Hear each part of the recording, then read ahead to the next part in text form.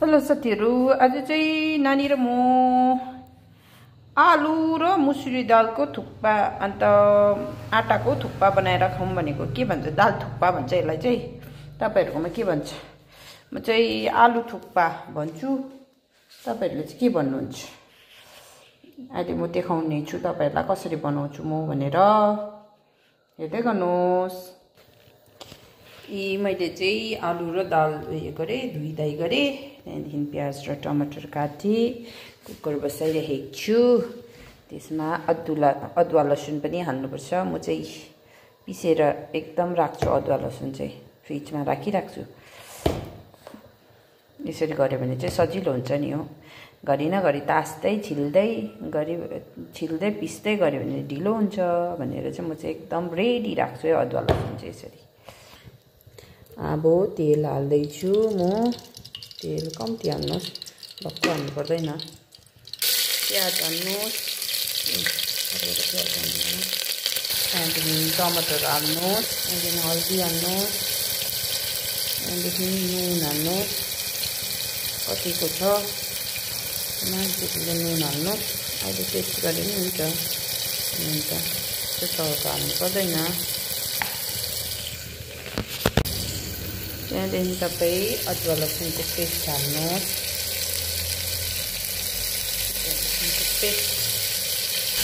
अदुवा लसुन पेस्ट हालेर चाहिँ टमाटर मजाले भुट्नुहोस्। त्यहाँदेखि तपाईँहरू आलु र दाल हालेर चाहिँ मजाले मिक्स गर्नुहोस्। दाल भुटिसक्यो। अब चाहिँ तपाईहरु पानी हाल्नु।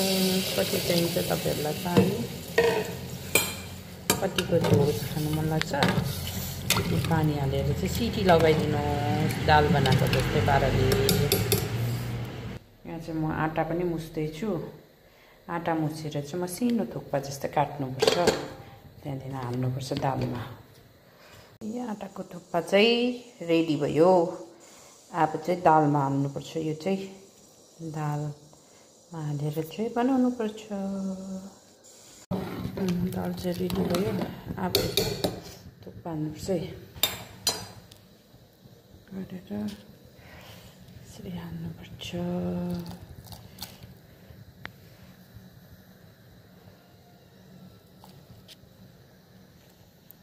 अब यसलाई चाहिँ पकाउनुपर्छ, उमाल्नुपर्छ मजाले।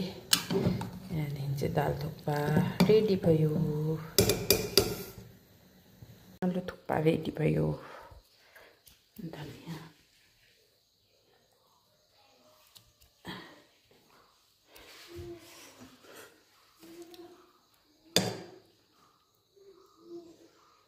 आलु थुक्पा रेडी भयो।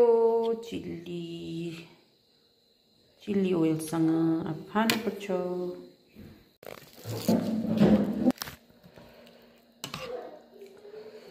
आलु थुक्पा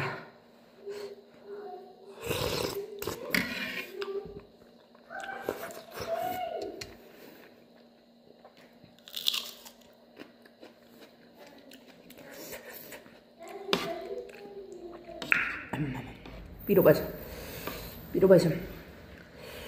भएछ। डल्ले टोक्यो भने पिरो नभएर के हुन्छ त होइन।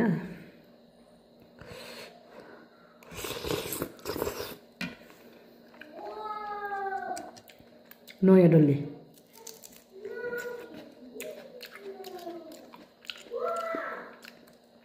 पिरो दामी चल्यो छ।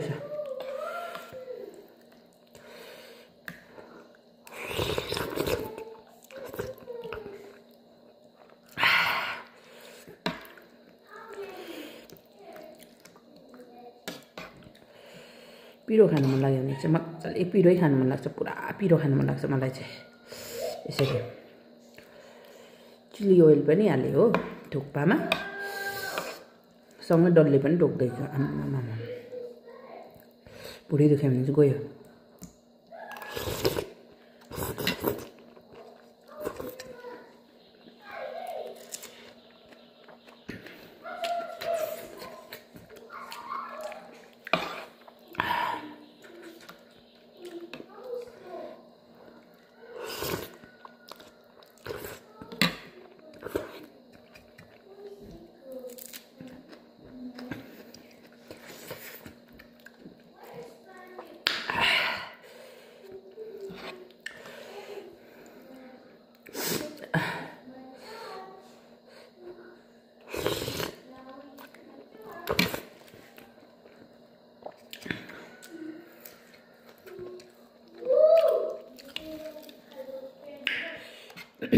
आलु थुक्पा चाहिँ कहिलेदेखि खानु मन लागिरहेको थियो मलाई नानी र मेरो चाहिँ बेस्ट हो आलु थुक्पा चाहिँ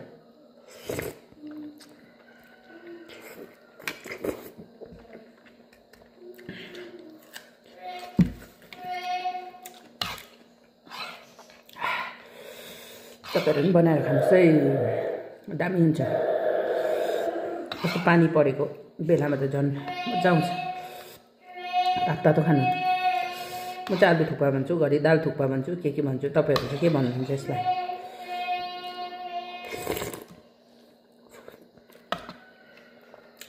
दामी बस